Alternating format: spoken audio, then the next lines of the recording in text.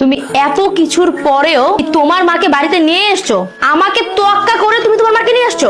তোমাকে কি তোয়াক্কা করবো? এই সংসারটা চালাই আমি, ইনকাম করি আমি।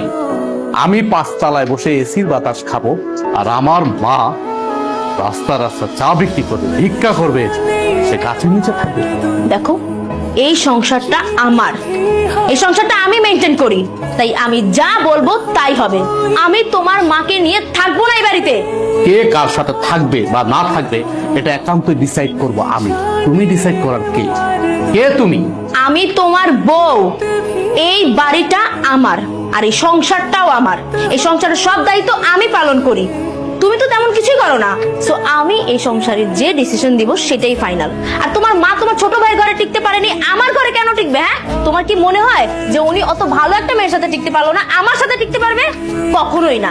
আমি তোমার মাকে নিয়ে এই এক ছাদের নিচে কোনো দিনও থাকবো না। এখনো সময় আছে, তোমার মাকে বের করো। বাহ, এই বাড়ি তোমার কথা মতো চলবে।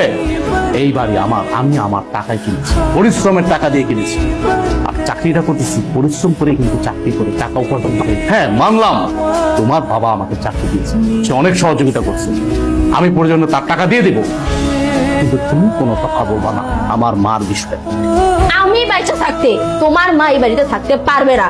আপনার মেয়ে আমার মাকে এই বাড়ি থেকে বের হয়ে যেতে, আমার মাকে সে সহ্যই করতে পারতেছে না। আপনি জিজ্ঞেস করেন কেন আমার মাকে সে সহ্য করতে পারতেছে না?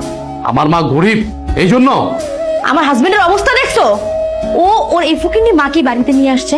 আমি তো বিয়ের শুরুতেই বাড়ি থেকে ওনাকে বের করে দিয়েছিলাম, কারণ ওনার সাথে আমি কিভাবে সমাজে চলবো বলো তো? আমার মেয়ে যা বলেছে ঠিকই বলেছে।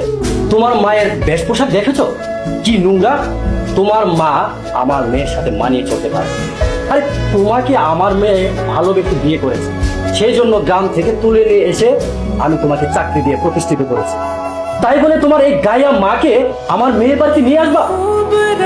আপনার মুখে এই টাইপের কথা কখনো মানায় না। আপনি একটা শিক্ষিত, ভদ্র, মার্জিত ফ্যামিলির লোক। আপনি আপনার মেয়েকে বোঝাবেন কি? উল্টা আপনি দেখাচ্ছে আরেকটা। এখন বুঝতে পারছি আমার বউ, আপনার কারণে আমার বউ নষ্ট হচ্ছে। আপনার মতো বাবা যে ফ্যামিলিতে আছে, ওই ফ্যামিলিতে কখনো সুখ আসবে না।